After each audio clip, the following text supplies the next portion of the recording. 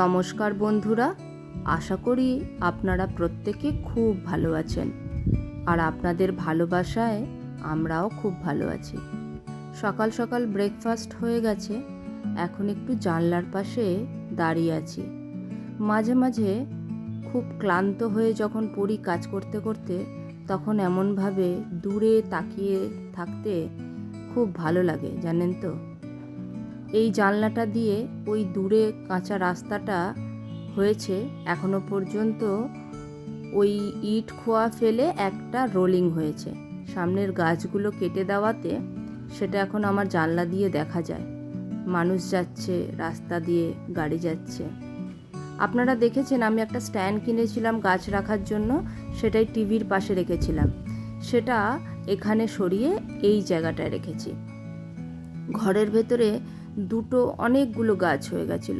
Rubber প্ল্যান্টটা তো ছিলই, আবার এতগুলো গাছ কেমন যেন জঙ্গল জঙ্গল লাগছে। তাই এই ডাইনিং হলে রেখেছি, যেটা একদম অপোজিট টু জানলা, যেখান দিয়ে ইনডাইরেক্টলি সানলাইট আসে ঘরের ভেতরে সব সময়ের জন্য।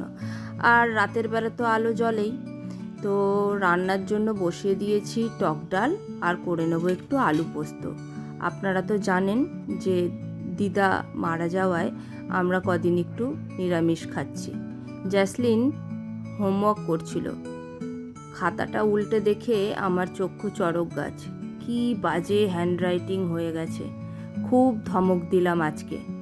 মনটা নিজেরও খারাপ হয়ে গেল, কিন্তু কিছু করার নেই। মাঝে মাঝে একটু শাসন না করলে পুরোটাই নষ্ট হয়ে যাবে।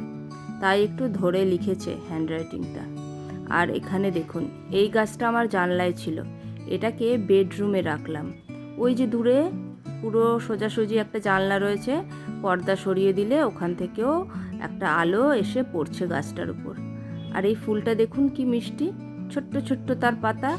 এইগুলো মিনিয়েচার, এগুলো এরকম ছোট ফুলই হবে। আর সুন্দর করে ওই নয়নতারাটাও ফুটেছে আজকে বারান্দায়। এইটা সেদিন 100 টাকা দিয়ে কিনলাম, জানেন তো। আপনাদের পাড়ায় এরকম ফেরিওয়ালা আসে কিনা আমি জানি না, আমাদের পাড়ায় তো খুব আসে। 100 টাকা করে হরেক প্লাস্টিকের মাল। তো এইটা কিনে ওয়াশিং মেশিনের পাশে রেখেছি। সব নোংরা জামা কাপড় এতে জড়ো করা হবে, ছড়িয়ে ছিটিয়েও থাকবে না। বেডরুমের মাথার পাশে এই গাছটা রেখেছি, এটা হলো আমার হাসনুহানা।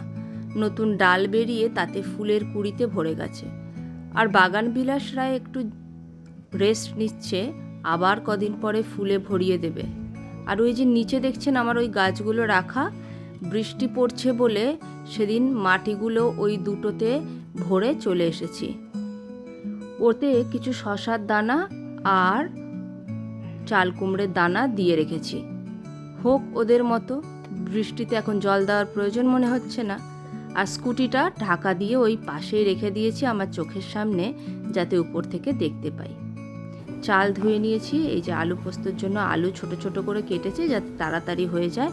কাঁচা লঙ্কা অবশিষ্ট একটাই ফ্রিজে ছিল, একটা দিয়েই করে নেব। ভাতও ফুটে গেছে, আলু পোস্ত আর ডাল ফ্রিজে সেই অনেক দিন হয়ে গেছে। এই ওয়াটারমেলনগুলো কেটে গুছিয়ে রেখে দিয়েছিলাম খাবো বলে, কিন্তু সময়ের অভাবে, আর আমরা বাড়িও ছিলাম না 1 সপ্তাহ, তাই খাওয়া হয়নি। তাই ওটা বার করে দিলাম, জাজি পড়তে পড়তে খাবে, আমিও 2-1টা খেয়ে নেব। আর এই যে 20 টাকার প্যাকেট জেকের পোস্ত, এটা দিয়ে দিলাম, বেটে নেব। লঙ্কা দিয়ে একটু জল নুন দিয়ে বেটে নেব। পোস্তটা বেটে নিয়েছি, এবার কড়াইতে তেল পেঁয়াজ একটু কালো জিরা দিয়ে আলুটা নুন হলুদ দিয়ে ভেজে নেব।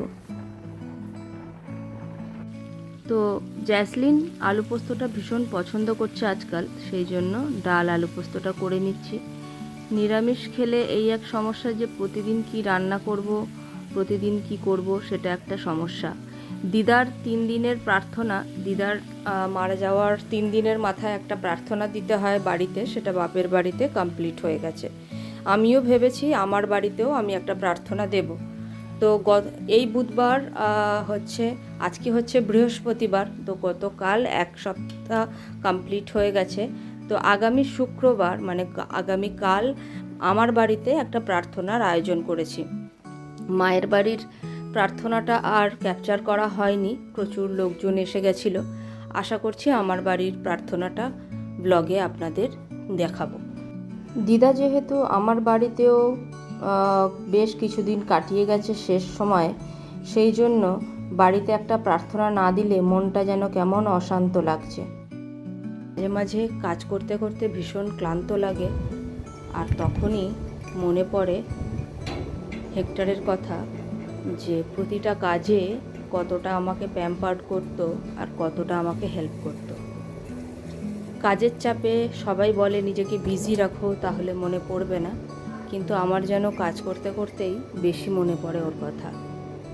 কিন্তু কিছু করার নেই, কর্মসংস্থানের জন্য মানুষকে কত কী করতে হয়।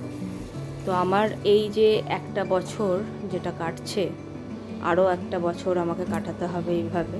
মনের মধ্যে জমা হচ্ছে অনেক অভিমান, আর তার সাথে রাগও। এই কষ্টটা বুঝিয়ে বলতে পারবো না। তো চলো, কটা জামা কাপড় কাচার শুকিয়েছিল সেটা তুলে নিয়ে কিছু ভেজা জামা কাপড় মেলে দিয়ে বারান্দায়, ছাদে আর যে গেলাম না, বারে বারে বৃষ্টি আসছে, জামা কাপড়গুলো সাথে সাথেই পাট করে নিচ্ছি, কারণ পড়ে থাকা মানেই এদিক ওদিক হবে। পাট করে নিয়ে ঘরটর ঝাড়মোছ তো অলরেডি সকালবেলা হয়ে গেছে, বিছানাটা একটু টান টান করে দিলাম, দিয়ে চলে যাব আমি স্নানে। স্নান করে আমি চলে এসেছি বন্ধুরা, কারণ জ্যাসমিন বলল একসাথেই খাওয়া দাওয়া করবে। তো চলো আমরা খাওয়া দাওয়া করে নিই। তোমরা সবাই সুস্থ থেকো, ভালো থেকো। ব্লগটি ভালো লাগলে একটা লাইক করে দিও। বাটিতে করে আমি পালু পোস্ত নিলাম, কারণ দেখো আমার পাত ভর্তি ডাল, আর জ্যাসমিন খাচ্ছে শুকনো শুকনো। তো চলো সবাই, টাটা।